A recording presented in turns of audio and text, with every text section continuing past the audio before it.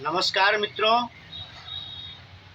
आप लोग मेरे वीडियो को लाइक कीजिए, कमेंट कीजिए, शेयर कीजिए, फेसबुक पर मुझे फॉलो कीजिए और मेरा यूट्यूब चैनल भी है चंदन कुमार झा @जय हो हिंदू नेशन। वहाँ पर आप मेरा वीडियो देख सकते हैं और वहाँ पर भी आप मेरे वीडियो को लाइक कीजिए, कमेंट कीजिए, शेयर कीजिए। तो आज बात करेंगे पश्चिम बंगाल की, जहां पर ममता बनर्जी की तानाशाही की सरकार चल रही है और बिल्कुल जिस प्रकार से 1990 में जम्मू कश्मीर में हिंदुओं को चुन चुन करके, चिन्हित करके, टारगेट करके मारा गया था, जिसमें बहुत सारे आतंकवादी, जिहादी, अलगाववादी संगठन थे। ठीक उसी प्रकार से पश्चिम बंगाल में भी, विशेष करके मुर्शिदाबाद में और कई जिलों में, पश्चिम बंगाल के बहुत सारे जिलों में जहां पर हिंदुओं को टारगेट करके मारा गया है, चिन्हित करके हिंदुओं के घरों को, दुकानों को, गाड़ियों को जलाया गया है। बल्कि एक दलित हिंदू जो पिता पुत्र थे, दोनों को बहुत ही निर्ममतापूर्वक मारा गया और केवल एक बहाना कि वक्फ अमेंडमेंट बिल का विरोध प्रदर्शन करना है और वक्फ अमेंडमेंट बिल के विरोध प्रदर्शन की आड़ में बहुत सारे आतंकवादी, जिहादी संगठनों के द्वारा, जिसमें दो बांग्लादेशी आतंकवादी संगठनों का भी नाम आ रहा है, जो BSF ने अपने रिपोर्ट में बताया है कि पश्चिम बंगाल में बहुत ही ऑर्गेनाइज्ड और प्लान्ड तरीके से हिंदुओं को मारा पीटा गया है, जिसमें कि हजारों हिंदुओं का पलायन हुआ है। हिंदुओं के घरों पर मार्किंग किया गया, क्रॉस का निशान लगाया गया, हिंदुओं के घरों पर क्रॉस का निशान लगाया गया और जो भी दंगाई था, आतताई, जिहादी था, उस सबको बताया गया कि जहां पर क्रॉस होगा वहीं पर आग लगाना है, पत्थरबाजी करना है, बम फेंकना है, गोली चलाना है और वहीं पर प्रताड़ित किया जाना है। क्योंकि जब जांच टीम पहुंचा है वहां पर पश्चिम बंगाल में और बहुत सारे मीडिया के लोग पहुंचे हैं, तो वहां के जो लोग हैं, जो पीड़ित हैं, वह बता रहे हैं मीडिया चैनल से कि देखिए कि यह हमारा घर है, हम हिंदू हैं और यह बगल में मुस्लिमों का घर है और देख लीजिए कि यह मेरे दीवार पर क्रॉस है, मेरे बगल वाले के दीवार पर क्रॉस है, लेकिन ये जो मुस्लिम मोहल्ला है इस पर कहीं भी कोई निशान नहीं है और कहीं न पत्थरबाजी हुआ है, न आगजनी हुआ है। यानी कि पूरी तरीके से सुनियोजित ढंग से हिंदुओं को एक तरफा टारगेट करके मारा गया है और बांग्लादेशी आतंकवादी संगठनों के द्वारा वहां पर लोगों को ट्रेंड किया गया है। फेसबुक, व्हाट्सएप के वीडियो कॉल के माध्यम से, लाइव के माध्यम से और मदरसों में जा करके सबको ट्रेनिंग दे करके यहाँ तक लोगों को भड़काया गया कि मीडिया चैनल पर वीडियो चल रहा है कि बंगाल की मुस्लिम महिलाएं धमकी दे रही है कि मोदी का हाथ काट लेंगे। तो सबसे पहले तो मोदी कोई खरबूजा नहीं है कि काट लेंगे, हाथ काट लेंगे। मोदी तो देश का प्रधानमंत्री है, वह अगर काटना चाहे तो वह पूरे बांग्लादेश, पूरे पाकिस्तान को काट सकते हैं। लेकिन देश की जनता को समझना चाहिए कि जब 400 पार का नारा दिया जा रहा था, मोदी जी स्वयं कह रहे थे कि अब की बार 400 पार, तो लोगों को लग रहा था कि यह जुमला है।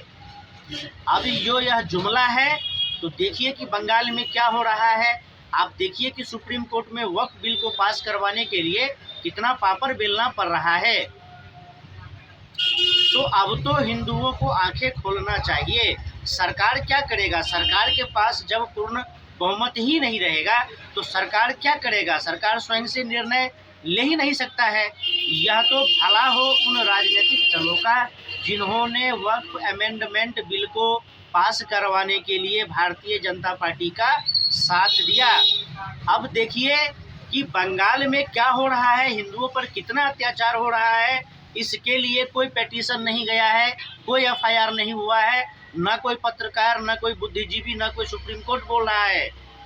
लेकिन राष्ट्र हित में अगर वक्फ अमेंडमेंट बिल को बनाया गया है तो उसको 150 पिटीशन डाल करके, याचिका डाल करके वक्फ अमेंडमेंट बिल को निरस्त करने, रोकने के लिए लोग, बड़े बड़े वकील पहुंच गए हैं सुप्रीम कोर्ट में।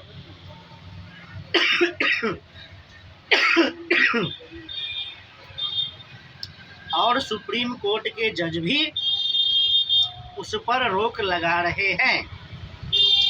तो संसद से जो नियम बन करके आता है उस पर भी रोक लग जाता है, क्योंकि सरकार के पास पूर्ण बहुमत नहीं है। और दूसरी बात कि यह जो सुप्रीम कोर्ट है आज भी अंग्रेजी, वामपंथी, जिहादी और कांग्रेसी का गुलाम है। यह जो कॉलेजियम सिस्टम है इसको लगता है कि सुप्रीम कोर्ट उसका बपौती संपत्ति है और जिस प्रकार से बपौती संपत्ति को चलाया जाता है उस पर एकाधिकार होता है, उसी प्रकार से यह देश है, विधायिका है और सब कुछ है। और सुप्रीम कोर्ट का जो मियाँ लॉर्ड है वह जो बोलेगा वही होगा इस देश में। वक्फ अमेंडमेंट बिल पास होता है, संसद से मतदान होता है। वक्फ अमेंडमेंट बिल के पक्ष में सबसे अधिक मतदान होता है, उस पर राष्ट्रपति का सिग्नेचर होता है और बहुमत से पारित होता है। फिर उसको सुप्रीम कोर्ट में चुनौती दी जाती है और सुप्रीम कोर्ट का जज कहता है कि नहीं, यह जो बाई यूजर वक्फ एक्ट है इसमें जो सदस्यों को रखा गया है वह अदर धर्म का नहीं होना चाहिए। और फिर जहाँ तक संपत्ति की बात है तो 13वीं, 14वीं, 15वीं शताब्दी में जो मस्जिद बना है उसका कागज़ कहाँ से लाएंगे। तो सबसे पहले तो जो कांग्रेसी वकील है, जो वामपंथी वकील है, जो सुप्रीम कोर्ट का जज है, यह सब मिलकर के चाहता है कि जो वक्फ बोर्ड का कब्जा है वह नियमित रहे।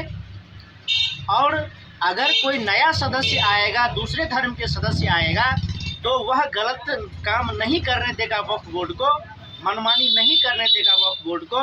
तो इसलिए इस पर रोक लगा दो और कह दो कि नहीं, कोई नया सदस्य नहीं आ सकता है। तो इस पर भी अब बहस हो रहा है। देश के उपराष्ट्रपति कह रहे हैं कि सुप्रीम कोर्ट का जज राष्ट्रपति को आदेश नहीं दे सकता है। सुप्रीम कोर्ट का जज अपने आप को सर्वे सर्वा स्वयंभू नहीं मान सकता है। सुप्रीम कोर्ट का जज राष्ट्रपति से ऊपर नहीं हो सकता है। कुछ प्रावधानों, कुछ नियमों के अनुसार भले ही सुप्रीम कोर्ट के जज को विशेषाधिकार दिए गए हो, लेकिन सुप्रीम कोर्ट का जज और सुप्रीम कोर्ट विधायिका से ऊपर नहीं है, राष्ट्रपति से ऊपर नहीं है। फिर जिस अधिकारों का उपयोग करके सुप्रीम कोर्ट वक्फ अमेंडमेंट बिल पर रोक लगा रहा है या दबाव डाल करके चाहता है कि सरकार इसमें से कुछ चीज़ों को हटा दे, तो फिर ऐसा है तो फिर सुप्रीम कोर्ट पर भी विधायिका की ओर से दबाव डाला जाएगा और कॉलेजियम सिस्टम को समाप्त कर दिया जाएगा और फिर यह जज मनमानी नहीं कर पाएंगे। तो कुल मिला करके यह बहुमत का ही खेल है। अगर भाजपा को पूर्ण बहुमत मिलता, बल्कि अत्यधिक बहुमत मिलता, तो न किसी को कहने की आवश्यकता थी, न किसी को सुनने की आवश्यकता थी। और देश में जो इतना आगजनी हो रहा है, दंगा हो रहा है, पत्थरबाजी हो रहा है, यह सब भी नहीं होता।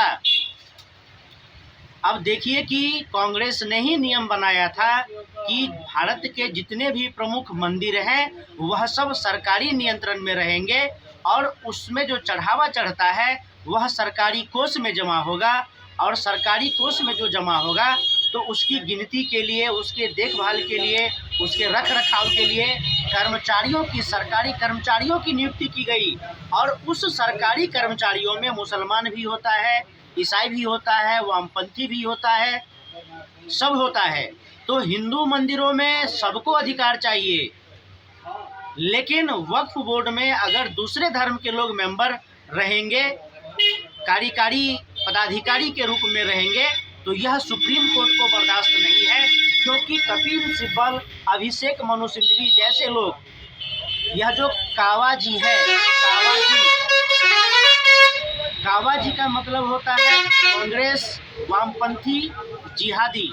तो यह जो कांग्रेस वामपंथी जिहादी गठजोड़ है, यह सब बड़े बड़े वकील हैं, बड़े बड़े जज हैं, यह सब आपस में एक संगठन बना लेते हैं कि भारत सरकार जो भी नियम कानून बनाएगा, उसको अगर संसद में पारित कर भी दिया जाता है तो सुप्रीम कोर्ट में आकर के हम उसको घेर लेंगे, उसको लागू ही नहीं होने देंगे। तो सुप्रीम कोर्ट की भी तानाशाही चल रही है, पश्चिम बंगाल में ममता बनर्जी की तानाशाही चल रही है। तो इस बार तो जो भी हुआ सो हुआ, देश की जनता को अगले बार भाजपा को 400 पार ले जाना है, और राष्ट्र हित में जो अच्छे अच्छे कानून हैं, जिससे राष्ट्र का भला होगा, जिससे सबका भला होगा, ऐसे नियम अगर लागू करवाना है तो भाजपा को 400 पार ले जाना होगा। नहीं तो यह जो कावाजी गठबंधन, यानी कि कांग्रेसी वामपंथी जिहादी गठबंधन है, जो सुप्रीम कोर्ट में अपनी मनमानी करता है, हर जगह अपनी मनमानी करता है, जो संसद से पारित कानून को लागू नहीं होने दे रहा है, तो यह जनता को समझना चाहिए। हिंदू मंदिरों में तो सबको हिस्सा चाहिए, लेकिन वक्फ बोर्ड में दूसरे को नहीं आने देंगे। क्यों? क्योंकि जिहादी वामपंथी कांग्रेसी को यह अच्छा नहीं लगता है। तो सुप्रीम कोर्ट आज भी अंग्रेजों की मानसिकता से कार्य कर रहा है, जो कांग्रेसी वामपंथी और जिहादियों के दबाव में गठबंधन में काम करता है। तो देश की जनता को मियाँ लॉर्डों पर भी शक है कि कहीं ये मियाँ लॉर्ड भी तो इन वक्फ बोर्ड के साथ कब्जाधारियों में तो शामिल नहीं है। इस पर सभी देश की जनता को सोचना चाहिए। फिर मिलेंगे अगले वीडियो में। नमस्कार।